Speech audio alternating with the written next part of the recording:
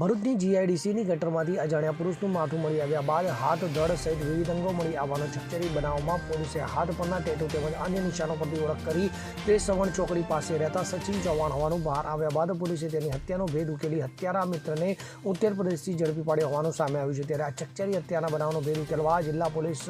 વડા મયુર ચાવડાના માર્ગદર્શન હેઠળ એલસીબી સહિતની વિવિધ ટીમો બનાવી કામગીરી હાથ ધરવામાં આવી હતી। જે અનુસંધાને એલસીબી પોલીસ ઇન્સ્પેક્ટર એમપી વાળાએ ટીમ સાથે તાત્કાલિક બનાવવાળી જગ્યાએ વિઝિટ કરી માથાનો ભાગ મળેલ તેની આસપાસના સીસીટીવી ફૂટેજ એકત્રિત કરવા તેમજ અન્ય પુરાવા મેળવવા માટે એલસીબીની અલગ અલગ ટીમો બનાવવામાં આવેલ તથા અન્ય ટીમોને હ્યુમન સોર્સ ટેકનિકલ સર્વેલન્સથી ઇનપુટ મેળવવા કાર્યરત કરવામાં આવેલ હતી। તો સતત 3 દિવસ ભરૂચ જીઆઈડીસીની ગટરમાં અલગ અલગ જગ્યાએથી વિવિધ માનવ અંગો મળતા રહેલ જેમાં હાથ પર પડાવેલ ટેટુ તથા દાંતની કરાવેલ સર્જરી આધારે મરણ જણાની ઓળખ થવા પામી હતી। તો આ મરણ જણાર સચિન ચૌહાણ ગત 24 માર્ચથી મિસિંગ હોવાનું જણાયેલ અને તેનો મિત્ર શૈલેન્દ્ર સાથે છેલ્લે બેઠક થયેલ ત્યારબાદ મિત્ર શૈલેન્દ્ર પણ ભરૂચ છોડી જતો રહેલ હોવાથી આ દિશામાં ઊંડાણપૂર્વક તપાસ હાથ ધરતા ટેકનિકલ સર્વેલન્સના આધારે હકીકત જણાયેલ કે આ ગુનાના શકમંદ શૈલેન્દ્ર ચૌહાણની હાજરી દિલ્હી આસપાસમાં છે, જેથી એલસીબીના પીએસઆઈ આરકે ટોરાણીની ટીમને તાત્કાલિક દિલ્હી ખાતે તપાસમાં મોકલી આપવામાં આવેલ અને તપાસ ગયેલ ટીમ દ્વારા એક દિવસ દિલ્હી તથા ઉત્તર પ્રદેશ ખાતે શૈલેન્દ્રના વતનના આસપાસના વિસ્તારમાં વોચ કરેલ। તો આ દરમિયાન શંકાસ્પદ ઉત્તર પ્રદેશના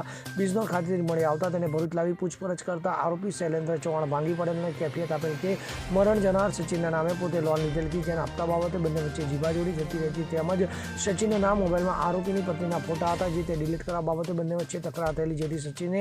ગળાના ભાગે છરીના ઘા મારી તેને મોતને ઘાટ ઉતારી દઈ 9 જેટલા ટુકડા કરી તેના સ્ત્રીના વેશમાં એક્ટિવા પર જે નિકાલ કરેલો હતો। તો આરોપી વિરુદ્ધ ભારતીય નાગરિક ન્યાય સંહિતાની સંલગ્ન કલમો મુજબ કાર્યવાહી કરી ભરૂચ શહેર સી ડિવિઝન પોલીસ સ્ટેશનમાં સોંપવા માટે રિમાન્ડ માટેની તજવીજ હાથ ધરવામાં આવી છે। ભરૂચ શહેરના ભોલાવ જીઆઈડીસી વિસ્તારમાં આજથી 3 દિવસ અગાઉ એક ઈસમનું માથું કપાયેલી હાલતમાં ગટરમાંથી મળી આવેલું। આ બાબતે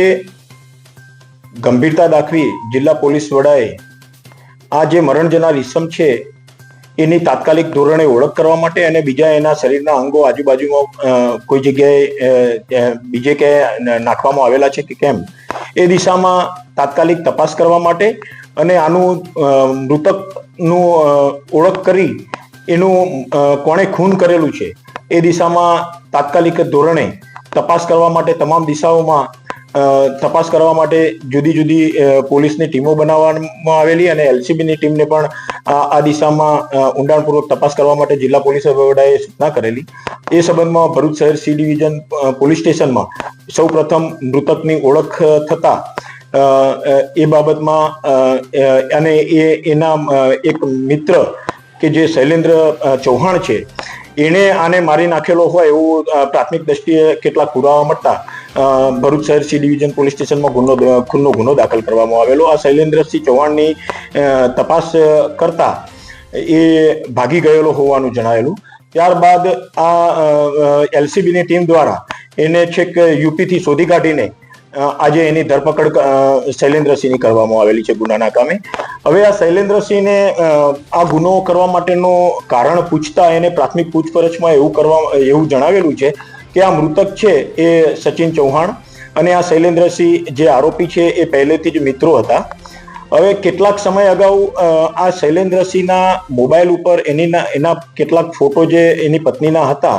એ આ મૃતકે શૈલેન્દ્રસિંહની જાણ બહાર એના મૃતકના પોતાના મોબાઈલમાં ટ્રાન્સફર કરી લીધેલા હતા અને પોતાને બ્લેકમેલ પણ કરતો હતો કે ભાઈ તું મને પૈસા આપ નહીતર તારી પત્નીના ફોટો છે એ હું વાયરલ કરીશ। એટલે આ શૈલેન્દ્રસિંહ પરમાર સચિન પોતાનો મિત્ર છે અને જો એને હાલ ધમકી આપીને કે બીજી રીતે નહીં કટાવી શકે એવું પોતાને લાગતા એને એની મિત્રતા જાળવી રાખેલી અને એવું વિચારેલું કે કોઈ વાર મોકો મળશે એટલે એનો પાસેથી આ મોબાઈલ મેળવીને મારા ફોટો મારી પત્નીના ફોટો જે આ સચિનના મોબાઈલમાં છે એ હું ડિલીટ કરી નાખીશ એમ કરીને બંનેને મિત્રભાવ ચાલુ રાખેલો। તો ગઈ 24 માર્ચે શૈલેન્દ્રસિંહની પત્ની પણ એના વતનમાં ગયેલી હોય છે। તે વખતે આ શૈલેન્દ્રસિંહ અને આ જે મૃતક છે સચિન ચૌહાણ એણે શૈલેન્દ્રસિંહના ઘરે જમવાનો એનો પ્રોગ્રામ બનાવેલો। તો બંને 24 તારીખે રાત્રે જમીને શૈલેન્દ્રસિંહના ઘરમાં જે સૂઈ ગયેલા એ દરમિયાન શૈલેન્દ્રસિંહે આનો મૃતકનો ફોન ચેક કરવાનું ચાલુ કરેલું અને મૃતકને ખબર પડતા કે પોતાનો મોબાઈલ કેમ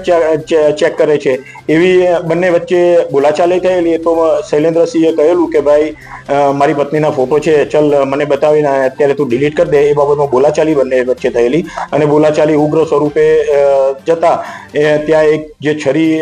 પોતાના ઘરમાં પડેલી હતી એ શૈલેન્દ્રસિંહ લઈને સૌ પ્રથમ આ સચિનના ગળાના ભાગે મારી દીધેલી. ત્યારબાદ થોડો જીવતો હોય એટલે ફરીથી બીજો ઘા એને ગળાના ભાગે કરી એનું મોત નિપજાવી કાઢેલું. ત્યારબાદ એ પોતાના ઘરમાં જે સચિનની ડેડ બોડી આખો દિવસ રહેવા દીધેલી અને 25 તારીખની રાતના સમય અને 26 તારીખનો સવારના સમયના વચ્ચેના ગાળા દરમિયાન આને શૈલેન્દ્રસિંહે આની ડેડ બોડીના 9 ટુકડામાં ભાગ પાડેલા અને એ 9 ટુકડા જુદી જુદી જગ્યાએ એને 3 દિવસના જુદા જુદા સમયગાળા દરમિયાન રાત્રિના સમયે નાખી આવેલો એક પોલિથીનની અલગ અલગ બેગોમાં, એવું